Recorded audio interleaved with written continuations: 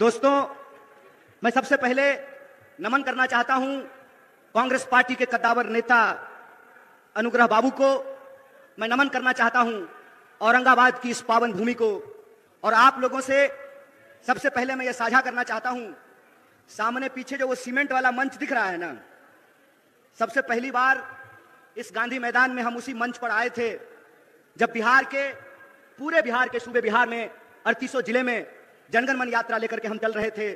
और उस जनगण मन यात्रा की यही मांग थी कि हम बिहार को फिर से अव्वल राज्य बनाना चाहते हैं। बिहार की जो गरिमा है उस गरिमा को वापस लाना चाहते हैं। और बिहार की जो संस्थाएं हैं, बिहार के जो विश्वविद्यालय हैं, उनका मान सम्मान वापस दिलाना चाहते हैं। मैं आप सब लोगों को याद दिलाना चाहता हूं कि जो पटना यूनिवर्सिटी है उसको ईस्ट का ऑक्सफोर्ड कहा जाता था। और दुनिया के महान वैज्ञानिक, कलाकार, साहित्यकार, इतिहासकार, तमाम तरह की विभूति पटना विश्वविद्यालय से निकले। मेरी भी पढ़ाई लिखाई मगध यूनिवर्सिटी से हुई है। और मगध क्षेत्र के एक बड़े मशहूर मगही कवि हुए जिनका नाम था मथुरा प्रसाद नवीन। और मथुरा प्रसाद नवीन कहते थे, भूख से तरफ के मरवा काहे, मरने होते लड़के मर जा। जुल्मी बढ़लो तहू बढ़ जा, भूख से तरफ के मरवा काहे, मरने हो तो लड़के मर जा। मैं समझता हूं कि बिहार की एक एक आवाम को यह बात याद करने की जरूरत है कि हमारा गौरवशाली इतिहास क्या रहा है, हमारी ऐतिहासिक परंपरा क्या रही है। यह बात मैं इसलिए कह रहा हूं कि भारत जोड़ो न्याय यात्रा के क्रम में जब हमारी यात्रा मणिपुर से चल करके विभिन्न राज्यों से होते हुए 33वें दिन एक बार फिर से जब औरंगाबाद की महान भूमि पर पहुंची है, तो मैं एक दर्द आप तमाम लोगों से साझा करना चाहता हूं। कहते हैं ना कि दुनिया के किसी इलाके में चले जाइए, कोई पद ले लीजिए, कोई पोस्ट ले लीजिए, लेकिन एक बिहारी अगर जन्मता बिहारी है तो मरते दम तक बिहारी रहता है, उसकी पहचान बिहारी रहती है। और हम जहां भी जाते हैं हर जगह लोग ये सवाल पूछते हैं कि अच्छा कन्हैया ये बताओ कि बिहार में क्या हो गया। और उस वक्त मैं बड़े अफसोस के साथ आप लोगों से यह दर्द साझा कर रहा हूं कि मेरे आंखों में पानी आता है और पहली बार जिंदगी में आंख शर्म से नीचे झुक जाता है, क्योंकि बिहार में, पटना में जो बैठे हुए राजनेता हैं उनको नहीं मालूम है कि अपनी राजनीतिक अवसरवादिता के चलते बिहार की भूमि का पूरी दुनिया में ये लोग अपमान कर रहे हैं।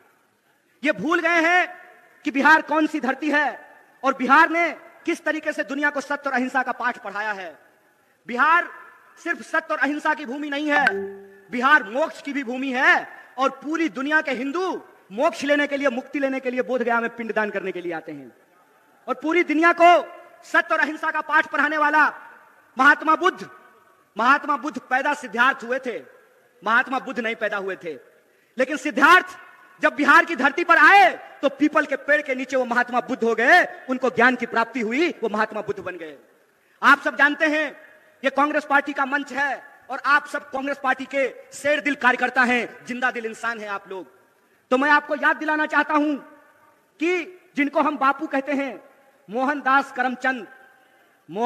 करमचंद जब बिहार में आए तो वो मोहनदास थे। बिहार की जनता ने उनको महात्मा गांधी बना दिया, बिहार की जनता ने उनको बापू बना दिया। बिहार वो धरती है, अगर हम आर्यभट्ट की बात करें तो अगर बिहार नहीं होता, आर्यभट्ट नहीं होता तो जीरो नहीं ढूंढा जाता और इंसान चांद पर नहीं पहुंच पाता। और इंसान चांद पर पहुंचा है तो जीरो को खोजने की वजह से पहुंचा है। बिहार वो भूमि है कि जहां पर एकमात्र देश के राष्ट्र कवि पैदा हुए और राष्ट्र कवि का नाम दिनकर है। और दिनकर कहते हैं, शांति नहीं तब तक जब तक सुख भाग न नरका सम होगा, नहीं किसी को बहुत अधिक और नहीं किसी को कम होगा। ये दिनकर लिखते हैं। ये बिहार की जो ऐतिहासिक परंपरा है, ये बिहार की जो गौरवशाली परंपरा है, उस बिहार की गौरवशाली परंपरा को धूमिल करने का काम किया है भाजपा ने। बिहार की गौरवशाली परंपरा को पलटू राम बनाने का काम किया है भाजपा ने। इसीलिए मैं आप तमाम लोगों से एक अपील करना चाहता हूं, सवाल चुनाव जीतने का नहीं है, सवाल किसी को मुख्यमंत्री और प्रधानमंत्री बनाने का नहीं है। सवाल यह है कि बिहार में रहने वाले जो 14 करोड़ लोग हैं, चाहे वो किसी भी जाति के हों, चाहे वो टीका लगाने वाले हों या टोपी पहनने वाले हों, किसी भी धर्म के हों, किसी भी संप्रदाय के हों, किसी भी बोली को बोलने वाले हों, चाहे वो मगही बोलते हो, भोजपुरी बोलते हो, मैथिली बोलते हो, अंगिका बोलते हो, कोई भी भाषा बोलते हो। बिहार के जो 14 करोड़ लोग हैं उनके आत्मसम्मान का सवाल है। फुटबॉल है जी, हैं? वोट ले लीजिएगा और जब मन करेगा तब लतिया दीजिएगा, हैं? ये जो बिहार के लोग हैं, बिहार के लोगों को ये सोचना पड़ेगा। महज अपनी कुर्सी के लिए, महज अपनी राजनीति के लिए, महज अपने चुनावी गुना गणित के लिए बिहार के भविष्य को अंधकार में धकेला जा रहा है। इसीलिए मैं बिहार के नौजवानों से खास करके ये अपील करना चाहता हूं। दोस्त, एक बात याद रखिएगा, ये लड़ाई किसी पार्टी को सत्ता में लाने की नहीं है। ये लड़ाई इस बात की है कि अगर हम इस देश के नागरिक हैं तो हमारा हक इस देश के दूसरे नागरिकों के बराबर है कि नहीं है। लड़ाई इस बात का है कि अगर इस देश में गृह मंत्री का बेटा कौन है, बोलिए ना जी, आपको ईडी से थोड़ी डर लगता है। अरे आप लोग तो ईमानदार लोग हैं। आपके घर पे अगर इनकम टैक्स वाला आ जाएगा तो उल्टे उसको चाय पिला करके जाना पड़ेगा। आपको घबराने की जरूरत नहीं है।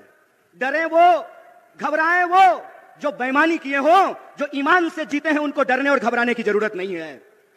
तो मेरा सवाल यह है कि इस देश में अगर गृह मंत्री का बेटा बीसीसीआई का सेक्रेटरी बन सकता है, इस देश में अगर एमपी लोग 5 साल के लिए बन सकते हैं, एमएलए 5 साल के लिए बन सकते हैं, नीतीश कुमार जी 5 साल में 3 बार मुख्यमंत्री बन सकते हैं, तो हमको भी नौकरी देनी पड़ेगी। बोलिए, गलत बोल रहे हैं कि सही बोल रहे हैं? सही बोल रहे हैं ना? अगर यहां बैठे हुए हमारे नेता आदरणीय जयराम जी, 6 साल के लिए सर आप एमपी बनते हैं और आपको पेंशन भी मिलता है राज्यसभा में, तो आपको अगर पेंशन मिलता है तो देश की रक्षा में खड़े ये जो सिपाही हैं वर्दी पहन करके सामने खड़े हैं, आपको पेंशन मिलना चाहिए कि नहीं मिलना चाहिए? बोलिए, मत डरिए गृह मंत्री से, डरने की जरूरत नहीं है। इसीलिए मैं कहता हूं ये न्याय की बात है। न्याय की बात यह है कि अगर इस देश में प्रधानमंत्री के चंदादाताओं का 14.5 लाख करोड़, कितना? 14.5 लाख, बाबू रे सुन्ना बिठा के देख लेना कि क्या को सुन्ना बिठाना पड़ेगा 14.5 लाख में। 14.5 लाख करोड़ अगर प्रधानमंत्री के दोस्तों का कर्जा माफ किया जा सकता है, तो बिहार के भीतर भी मखाना उगाने वाले, मक्का उगाने वाले, धान उगाने वाले, गेहूं उगाने वाले और सब्जी उगाने वाले किसानों का कर्जा माफ करना पड़ेगा। बोलिए, गलत बोल रहे हैं कि सही बोल रहे हैं? कॉर्पोरेट का कर्जा माफ कीजिएगा और किसान का कर्जा माफ नहीं कीजिएगा।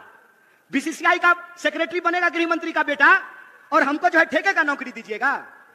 मंत्री बनेंगे 5 साल के लिए, प्रधानमंत्री बनेंगे 5 साल के लिए और अग्निवीर योजना के तहत हमको 4 साल का नौकरी दीजिएगा। 4 साल का नौकरी दीजिएगा और उसमें देश की सेवा करते हुए अगर हमारी शहादत होती है, हमारी जान जाती है, तो हमको शहीद का दर्जा नहीं दीजिएगा। हमारे घर से लोग फौज की नौकरी करते हैं, बेल्ट की नौकरी करते हैं, हमारे घर से लोग शिक्षक की नौकरी करते हैं, पुलिस की नौकरी करते हैं, खेती करते हैं, मजदूरी करते हैं। इसीलिए हम मंच पे खड़ा होकर के राजनीति नहीं करते हैं, न्याय और हक की लड़ाई लड़ते हैं। ये बात याद रखिएगा। और उसी न्याय की, हक की लड़ाई में मैं बिहार के नौजवानों से एक अपील करना चाहता हूं। दोस्त, घबरा करके आत्महत्या करने की जरूरत नहीं है। हम वो धरती हैं जहां चंद्रगुप्त पैदा हुए थे और मौर्य साम्राज्य ने सिकंदर तक को चुनौती दिया था। हम वो धरती हैं जहां हम सत्य और अहिंसा का पाठ भी पढ़ाते हैं, तो हमारे यहां दशरथ मांझी भी पैदा हुए कि एक छेनी हथौड़ी से पहाड़ काट करके रास्ता बना दिया था। हम उस बिहार के लोग हैं। इसीलिए मैं अपने बिहार के आदरणीय निवासियों से, नागरिकों से एक अपील करना चाहता हूं। आपको फैसला करना पड़ेगा, आपको तय करना पड़ेगा कि आप अन्याय के साथ खड़े हैं कि न्याय के साथ खड़े हैं। बोलिए, आप लोग न्याय के साथ खड़े हैं? इतनी जोर से आवाज लगाइए कि सत्ता को घबराहट होने लगे, उनको यह एहसास हो जाए कि बिहार एक बार फिर से इस देश में क्रांति के लिए, बदलाव के लिए तैयार है। उनको घबराहट हो जाए कि उनका जो फूट डालो राज करो की नीति है, वो फूट डालो राज करो की नीति नहीं चलने वाली है। और ये फूट डालो राज करो की नीति क्या है? टीवी खोल करके देख लीजिएगा। भाई लोग, आपसे कोई शिकायत नहीं है। हमको मालूम है कि जो लोग मीडिया में नौकरी कर रहे हैं, उनके पिताजी प्रधानमंत्री नहीं है, गृह मंत्री नहीं है, मुख्यमंत्री नहीं है, वो साधारण परिवार के लोग हैं। लेकिन जो मालिक हैं, वो मालिक इस देश के 140 करोड़ लोगों के साथ बेईमानी करने के लिए तैयार हैं। आप टीवी खोल करके देख लीजिए। टीवी आपका रिचार्ज कराया है आपने, रिचार्ज भरवाते हैं आप, लेकिन जब आप टीवी खोलेंगे तो आपके खिलाफ दिन भर बात की जाएगी। मैं आपको याद दिलाना चाहता हूं, कितना ढिंढोरा पीटा गया, ढिंढोरा पीटा गया ना। कि कर्पूरी ठाकुर जी को भारत रत्न दिया गया है। बहुत खुशी की बात है, बहुत खुशी की बात है कि कर्पूरी ठाकुर जी को भारत रत्न दिया गया है। लेकिन कर्पूरी ठाकुर जिस समाज के लिए लड़ते थे, जिस समाज के हक और अधिकार के लिए लड़ते थे, उनके बच्चों के भविष्य के साथ खेला जा रहा है, उनकी नौकरियां समाप्त की जा रही है, उनकी नौकरियां छीनी जा रही है, किसानों को उनके फसल का दाम नहीं दिया जा रहा है, मजदूरों को मजदूरी नहीं दी जा रही है, महिलाओं के साथ अत्याचार किया जा रहा है। आप टीवी खोल करके देख लीजिएगा, बड़ा बड़ा दावा किया गया।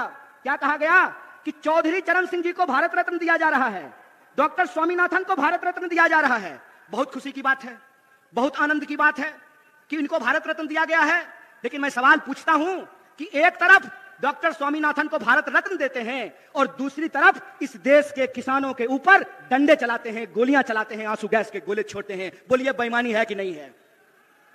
भारत रत्न दे रहे हैं और किसान कह रहे हैं कि हमको हमारे फसल के दाम की गारंटी करो, तो किसान को उनके फसल की गारंटी नहीं मिल रही है। मोदी जी कहते हैं मोदी जी की गारंटी है। महाराज भाजपा की गारंटी होती तो 1 मिनट के लिए मान भी लेते, मोदी जी की गारंटी है तो बिल्कुल भरोसा मत कीजिए। अगर विश्वास नहीं होता है तो यशोदा जी से जाकर के पूछ लीजिए, गारंटी लिए थे ना जी। अच्छा, यहां पे भी बहुत सारे लोग बैठे हुए हैं, ब्याह शादी हुआ होगा, हमारा तो नहीं हुआ है।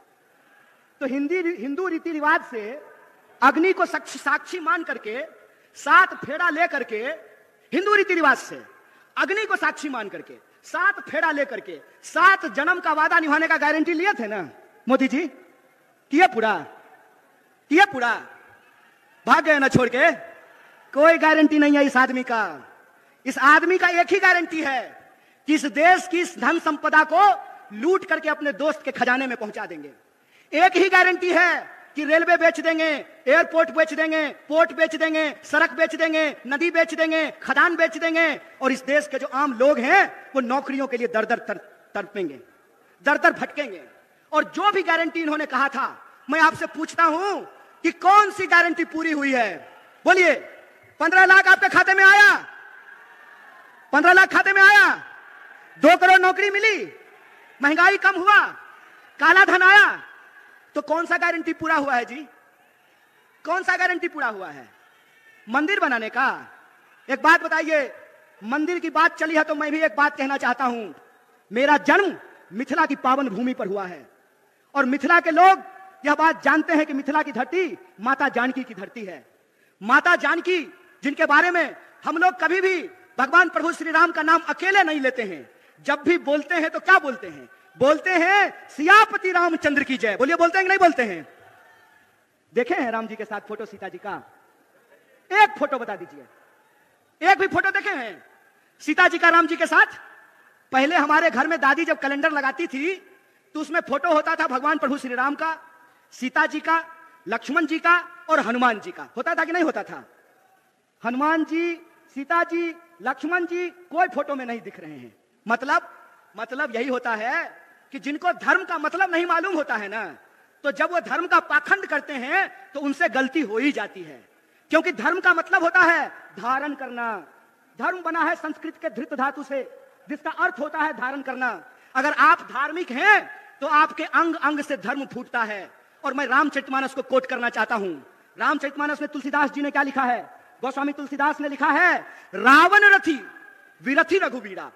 मतलब रावण रथ पर सवार है और भगवान प्रभु श्री राम पैदल चल करके आ रहे हैं। बताइए आज की तारीख में रथ पर कौन सवार था?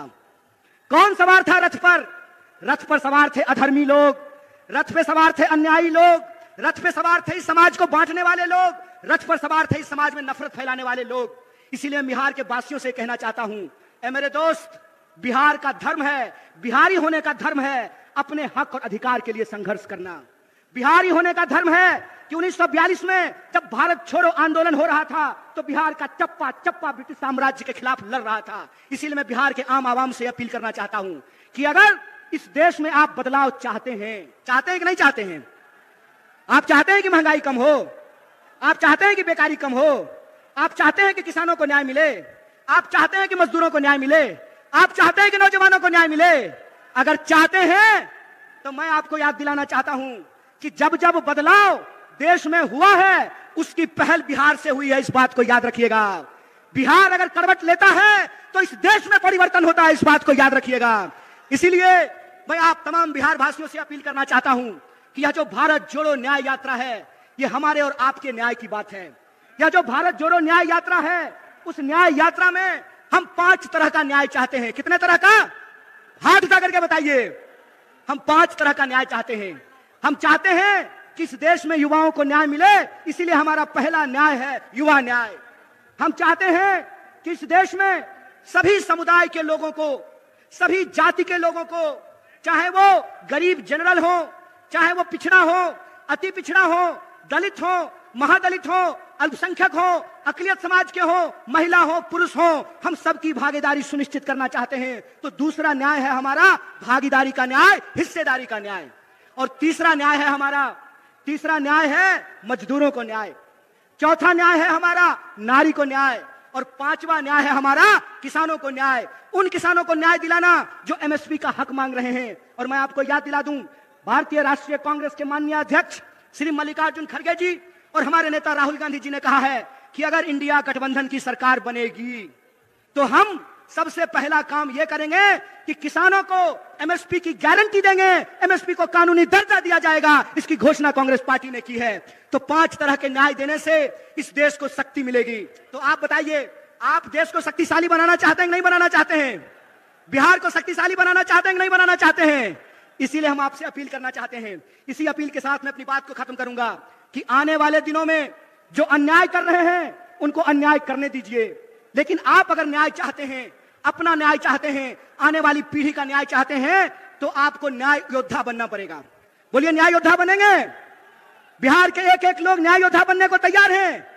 अगर आप न्याय योद्धा बनेंगे तो आप लोगों को एक नंबर जो कांग्रेस पार्टी के द्वारा जारी किया गया है, उस नंबर पे कॉल करके न्याय योद्धा बनना है। और यह जो भारत जोड़ो न्याय यात्रा का संकल्प है कि हम अन्याय के अंधकार में न्याय का दिया जलाना चाहते हैं, इसमें आपको शामिल होना पड़ेगा। इन्हीं शब्दों के साथ तमाम सम्मानित मंच को एक बार फिर से धन्यवाद अदा करते हुए, और जो हमारे पुलिस प्रशासन के लोग हैं, मीडिया के लोग हैं, और आप तमाम जो लोग हमारी आवाज को सुन रहे हैं, आप सब लोगों को धन्यवाद अदा करते हुए, शुक्रिया अदा करते अपनी बात को खत्म करूंगा। शुक्रिया। इनकलाब जिंदाबाद। जय हिंद, जय भारत, जय बिहार।